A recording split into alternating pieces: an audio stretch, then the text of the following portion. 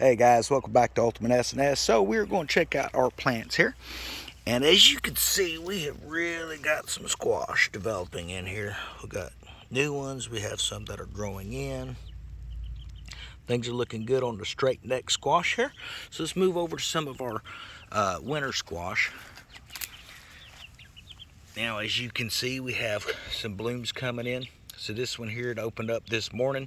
I've seen a few bees working the pollen out of it, and they were coming over to some of the male flowers over here and then flying over here. So that should be pollinated pretty good. We'll just wait and see what it does. These squash here take a lot longer to develop than your straight neck squash, and they will typically get about 10 on a vine, between 8 and 10. So it'd be kind of interesting to see how that turns out. We have a couple plants here. So over here you can see you have some more. You see that enlarged bulb there compared to the smaller one below it. The reason that you see that one larger is it's been pollinated. The small one's probably been pollinated. You can see the flowers closed up on it, but it takes a few days for that to really start getting larger. And these will grow into a kind of a green and almost a golden type flake color when they get larger.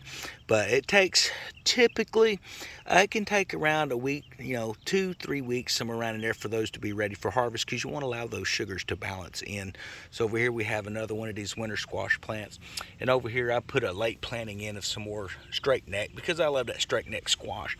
Now during the summertime, these here have a tendency to ripen out within about 2 to 3 days, but because it is a little bit cooler and a little less sunlight during the winter months, it's going to take a little longer for this to grow in and get to size. But what you're going to notice, it's going to have a lot sweeter flavor than your normal squash during the summertime. But I hope everyone's been having a great day, and I hope you've been enjoying some of our new content. Of course, we have our portable coop over here with our little fertilizer factories, and they are moving around. We've moved this over a little bit, and they're just kicking up this dirt, kicking up the seeds and stuff from these weed plants, eating all of that, and it's laying a really nice fertilizer on the ground.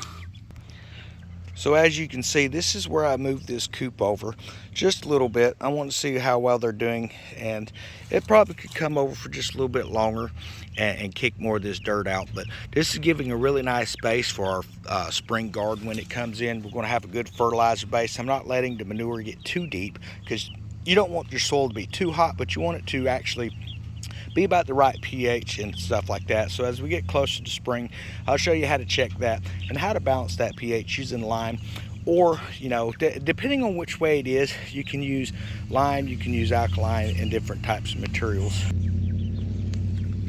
But these were those first hatchings of chickens that we had. As you can see, we have a very definite rooster there and a couple of hens. This one that's kind of got a golden brown crest coming on with the feathers, that is our leghorn hybrid that was bred to that black copper Moran. And then we have a female, it looks like, that is a Brahma chick. She's the one over to the far left back. Then that one with the tall comb, that is the black astrolorp, bred with the black copper Moran.